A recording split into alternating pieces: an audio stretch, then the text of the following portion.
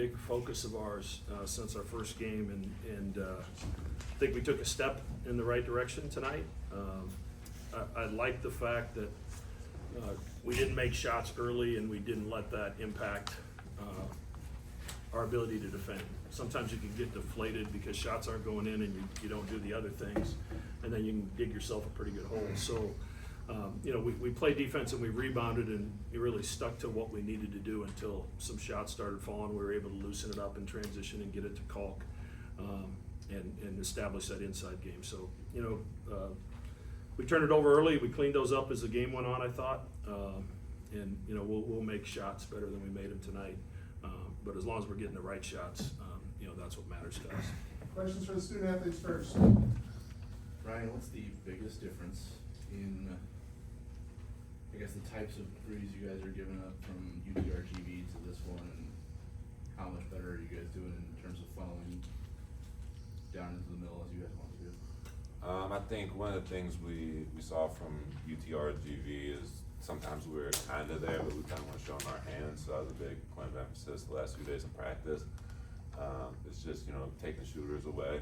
And, part of it's honestly just whenever you have a new team, sometimes you just got to get used to playing with each other. And, sometimes you have a defensive breakdown that leads to a good shot for them. And the more you play with each other, the less those defensive breakdowns are going to happen. I think we've done a really good job this last week of limiting those. I know it's only a 2-game difference, but how far do you think you guys have come defensively from opening night to a week later, now that you guys have had 3 games to play together? Yeah, I think it's been big. I think we've been following the game plan that Mac and the coaches have put together for us. We didn't do a great job of that in the first game, but we've gotten a lot better the past few days, so I've been really happy with it. Sterling, how good of the minutes and reps that you guys and Shane and just guys like that are fighting for rotation spots, how good have the minutes been for you guys these last 2 games in particular? I feel like it's been pretty well. Just staying mentally engaged, staying locked in, like Coach was saying early on in the game, just making sure that throughout the game, just pay attention and stay mentally locked in. Sterling, what has it been like for you and Shane to get out there and play together at this level? It felt amazing, just knowing that we've been with each other since like 6th grade, and he came in from, I think, Detroit, and he just hopped on the AAU team with me, and I just remember those days, and just for me being on the floor with him and just trading buckets with him and stuff like that is just amazing. Ryan, the 34-2 run at the end of the first half, I mean, what was going right? Did it just seem automatic for you guys out there? Yeah, I think it just started on the defensive end. We were making them take tough shots, and once we got the rebound, we were out playing offense like we wanted to. Like Max said, we weren't making shots early on, but it didn't change the way we played on defense, so we stuck with that. And once the shots started falling, obviously we were able to go on that run. What's the end of the game like for you to know that he has 328 this past Dana and all of you guys stand there and watch the video? What is that like for you, and what's it like to be a part of a history-breaking 328 win number 328? I mean, it's just awesome, and honestly, that I've been able to be a part of it and have Mac as my coach for so long has been such a blessing in my life. I mean, can't tell you how much he's changed my life. So just to see that accomplishment for him is so awesome. To be a part of that, it's amazing. Same thing, Sterling. What's that like, being a part of the group that helped him pass Dana? Just being a freshman, just knowing that seeing Coach pass that record is just crazy, honestly. It'll always be memorable for me. 2 more for the guys.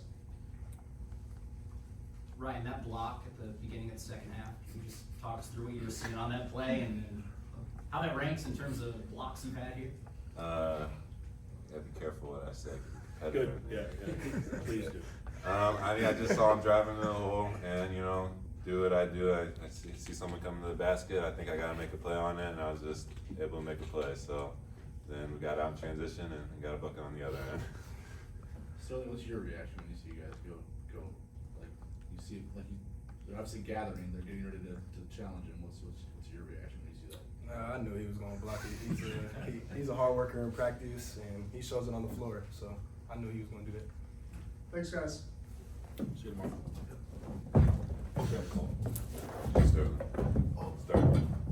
Oh, appreciate you. I don't know how this works, man.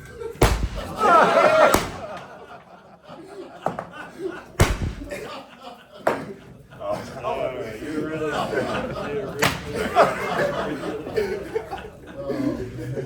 You'll pay for that call. Talk to Johnny about that. Yeah, he got out of here fast, didn't he? All right, questions for Coach? Matt, you have officially passed Dana. After all the build-up, after 14 plus seasons now, what is it like to know that you're the all-time winningest coach in Creighton history? You know, it's really about people, and people I've been surrounded by. My family's been incredibly supportive. I was running from the posse at Iowa State. The gentleman in the back of the room here saved me. They hadn't caught me yet, but they were getting close. And, you know, offered me an unbelievable opportunity to come to this great place and this great town. And, you know, the support from the administration, from Father Slagle to Father Lannon to Father Hendrickson, and then Bruce and Marcus, the way they've supported our program and given us an opportunity to have the things that we need to be successful. And, you know, and it's amazing, you know, that there's been 2 coaches here in 31 years, and Bruce hired both of us. So he saw something in a couple small town kids that nobody else saw.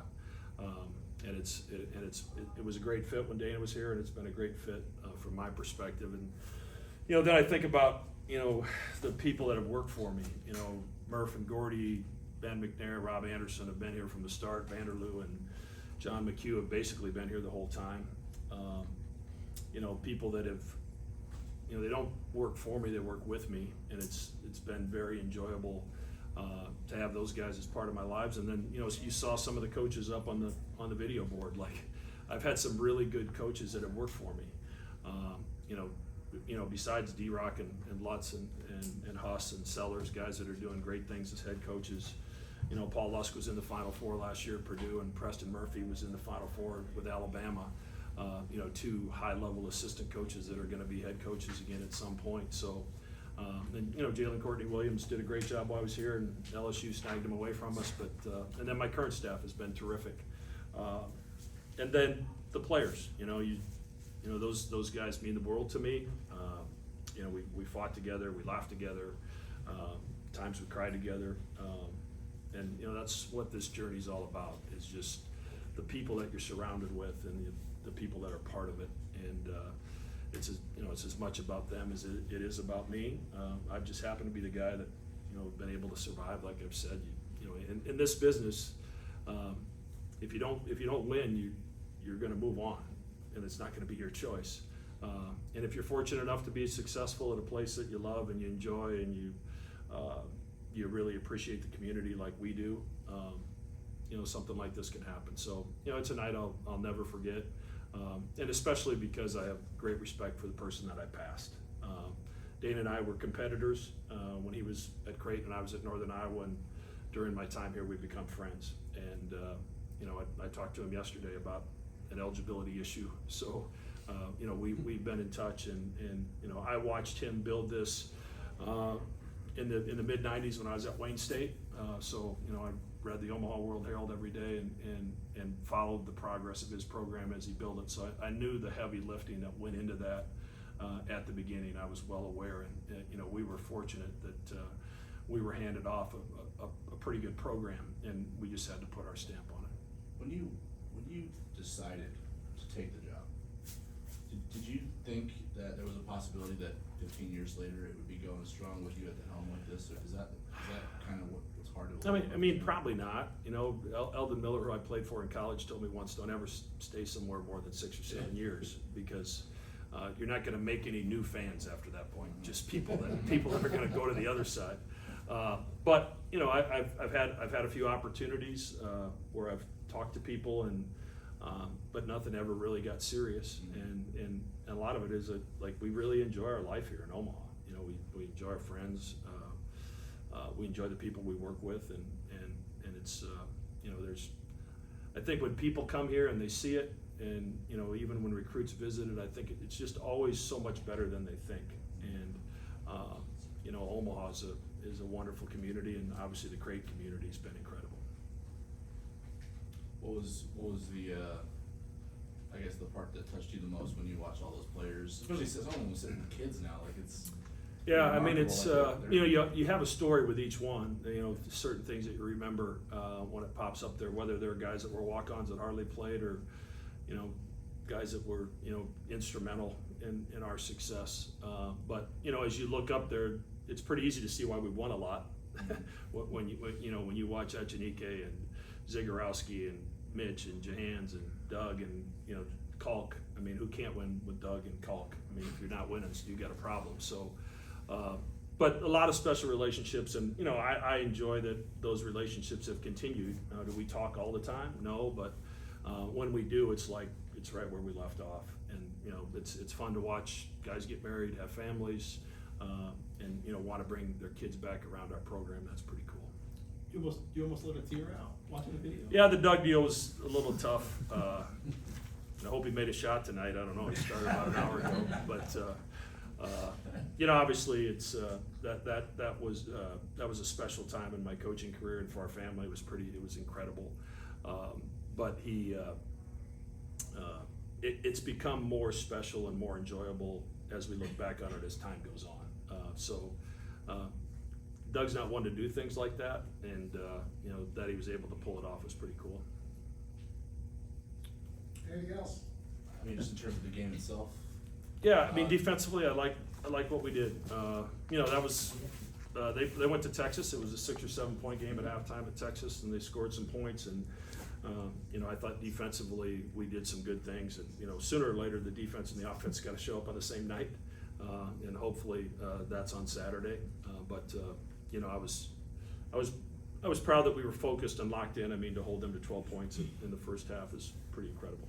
What have you thought of Steven's all-around game through 3 games, with rebounds and assists in addition to I mean, scoring? Steven just does everything. He's such a winner, and besides, as I've said before, besides what he does, what shows up on the stat sheet, he's got his fingerprints all over everything that we do. His leadership and Kalk's leadership has been off the charts, and they're trying to help these young new guys navigate. And Pop and Jemiah have played college basketball, but this is a new system and a new style, and they're trying to figure it out as time goes on. And those two guys have been instrumental on a daily basis trying to help them.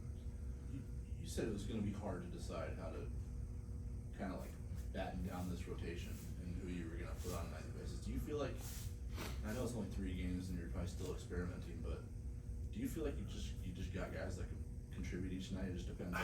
It's going to depend on the situation. The decision was made for me, so to speak, when Pop couldn't play the first game, and then Mason couldn't play tonight. Yeah. So we were able to kind of split time with Jackson and Isaac, and then play Jason at the 3-some and get some guys out there. But when we get everybody back, I don't know. It's going to be a game by game thing, and see what we need on that particular night, whether it's offense, defense, or floor spacing. That'll dictate it. You have an update on Mason? I'm optimistic he'll be ready for Saturday, as long as everything goes well. Thank you. Thanks, guys. Thanks, man.